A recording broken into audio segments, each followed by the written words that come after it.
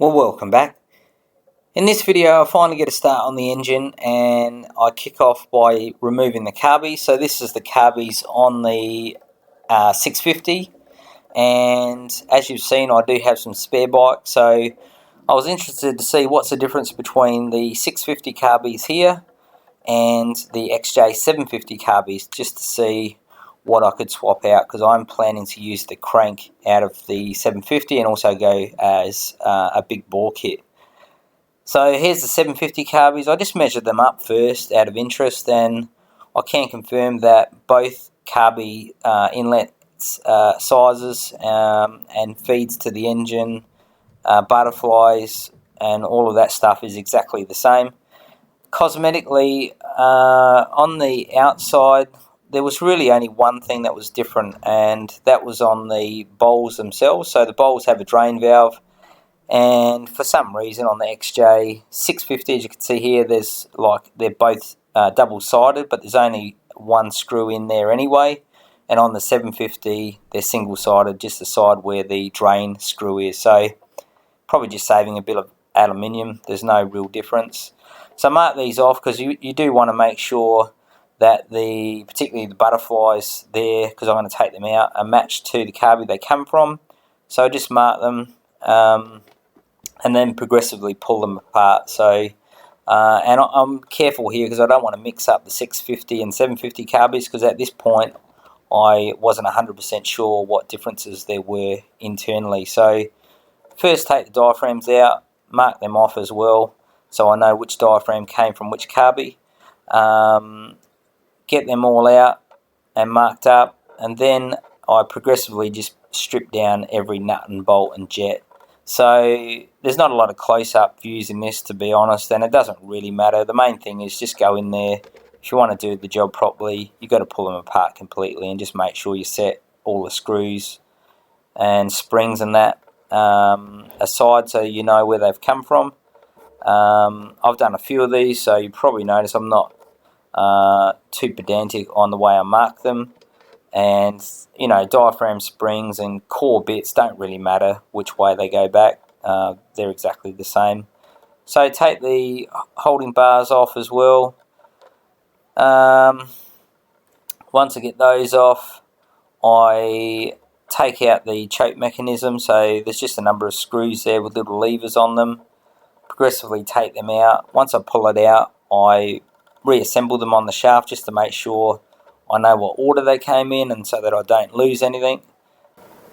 So now in this case I decided to strip these down completely, including the butterfly valves and the throttle shafts, because if you remember way back in the first video, this engine is quite rattly. The other thing is, I think there is a carby problem, and what I've found is the V-seals on the throttle shafts are fairly badly cracked, so I'd suspect that they're sucking in air. So I've got some of those on order. I pull the carbies apart, and there's 3 joiners on there, and once I do that, I also pull the bowls apart, then take the floats out, take the valve out, and essentially I take every single nut and bolt out of these carbies. And what my plan is then is to soda blast them externally and internally where I can, and then I'm actually going to ultrasonically clean them, and once I've done all of that, they'll be ready to put back together with the new jet kit and so forth. So I've just taken these all apart. If you haven't done this before, just take your time. I do suggest laying them out on a board or something a bit better than what I've done. There are quite a few bits and bobs in there. So there's 2 air jets. Now what I've found is there are some differences between the XJ650 and 750, so I'll show you those in a minute, but it's not major. The casings are identical, the external sizes are identical, it's just the jet sizes are different and the needle's different. So I went through the parts manual as well just to be 100% sure. So given I'm doing a fair bit of mods to this engine, getting the carbies right is going to be essential, and I do expect there's going to be quite a bit of tuning once I get this running again, just to be sure that it runs with bigger bores and different jets and all of those sort of things. So I'll get the butterflies out, and once they're out, I make sure I've got all the parts allocated to each carby, and I essentially end up with the bowl and the casing with absolutely nothing in it. Now, you've seen my soda blaster a few times, so same thing with these. They're just lightly greased and there's a bit of dirt and junk on it. So I get my soda blaster. It's actually a sandblaster, but I use soda in it because I just find it works so well with aluminium. So it's just bicarb soda, just a couple of dollars at the supermarket. So I go through probably 3 or 4 bags, which the bags from memory, I think they're half a kilo, so it's not that much, like, you know, $6 worth. Get the bodies, and you can see how well it works. Just a bit of bicarb soda there, takes it off, gets it really clean. Now, I'm not overly concerned at this point about, you know, a bit of soda in the portholes and that, because when I ultrasonically clean it, that'll dissolve any bicarb soda. And then what I do before I assemble them again, I just spray them out with Carby cleaner just to be absolutely certain they're clear. So this soda blast works awesomely, and you can just see here it's already at this point, without ultrasonically cleaning them, they do literally look like they're brand new. So here's the diaphragms, and now this one's out of the 750, and the diaphragm itself and the slide's the same, but just the needle here, if you have a really close look, there are 3 little grooves on the top of the shaft, and there's a number 14. Now, that is different to the 650. Now, it wouldn't be much, but they are different. So what I do then is I'll take the 650 ones out, and I'll just show you the difference. So this is a 650 one, and the way you know on a 650, instead of having the number 14 and 3 grooves, this doesn't have a number on it, and it's got 2 tiny grooves instead of 3.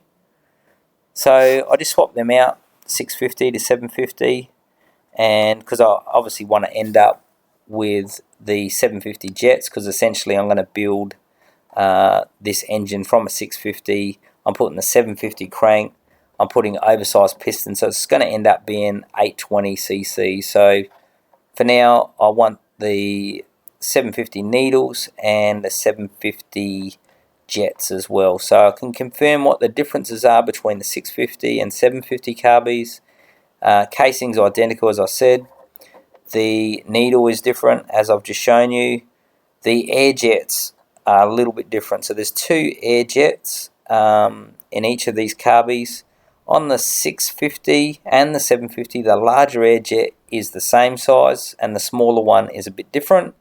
So you can see here on the fuel, 110 and 45 on the 650, 120 and 50 on the 750, and the air jets there, 55 to 80 is the difference, and everything else is the same, including the nozzle. So here they are, all laid out, soda blasted, everything's in its spot.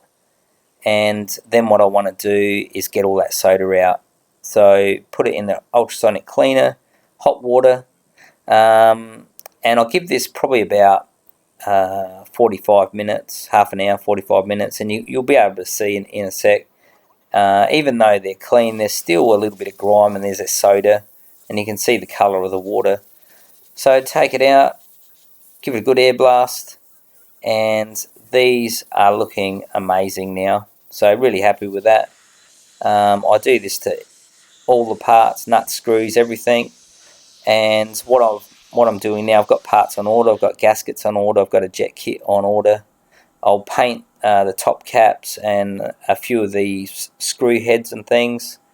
And in the next video, I'll do a detailed video on exactly how these go back together. So still a bit more to go with these, but this is probably the hard work done. Stay tuned.